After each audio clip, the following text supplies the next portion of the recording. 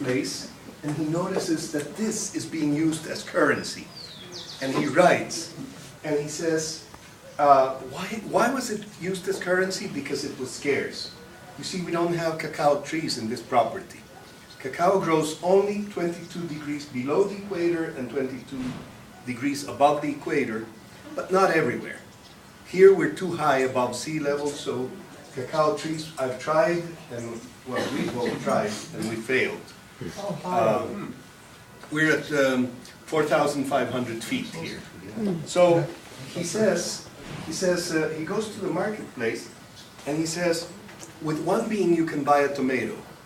With two, you can buy an avocado. With 8, you can buy a rabbit. And with 10, you can buy a chicken or something like a chicken. Probably the Indians were selling the Spaniards a vulture and saying, hey,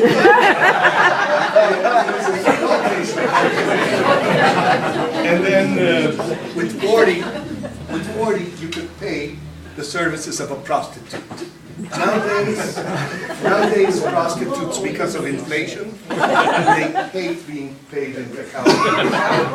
Just imagine what it is running away, carrying 4 or 5 sacks in high heels in the sidewalks of San Jose.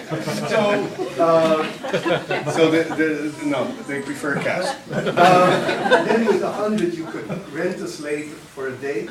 And with 4,000 you could keep the slave. So this was quite valuable, so valuable that it was counterfeited. And in the 1930s in Mexico, they found a vessel with a lid, and it had cacao beans inside. Well, what was left of the cacao beans, it had the shells. But more interesting, there were some pieces of cacao which were obviously they were made of the beeswax or of clay, and they had opened the bean and replaced the bean itself with clay or beeswax. Wow. And then that's how we found out that it was being counterfeited. Anyway, chocolate continues to be a drink, but the Spaniards were not educated travelers. They were not here to try new foods and meet exotic people. No, they were crusaders. They came to conquer, they came to convert the Indians, and once they're here, remember, it's unlike the United States, where the pilgrims came with their wives and their families. Here it was only men. So they have no choice but to marry Indian women, and after a while they have to learn to eat what the Indian wives are making for them. You don't tell your wife you don't like her cooking. But the most you can do is say, hey honey, my mom sent me some hazelnuts or some almonds or some sugar. Why don't you add some cinnamon to that beverage that you prepare for me every morning? And then they started having, and that's why we put olives into our tamales, and capers and prunes and things like that, because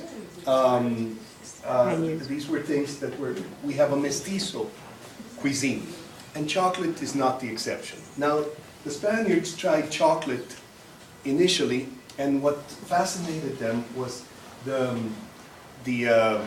medicinal properties of chocolate. Because Moctezuma, when he gives chocolate to Cortés as a very special drink, he says, this is an aphrodisiac, which is not true. I've tried it and it doesn't work.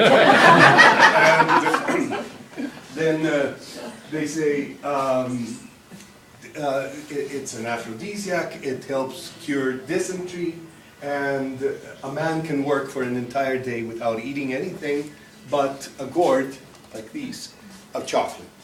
And so the Spaniards take it back home, and then we started looking for ways in which chocolate was consumed, and we found, this is an apocryphal story, I don't know if it's true or not, but they say that the physician to the King of Spain, whose name was Antonio Colmenero de Ledesma, he prepares a potion because among the many good things that were taken from Central America, there were 3 or 4 that were not so great.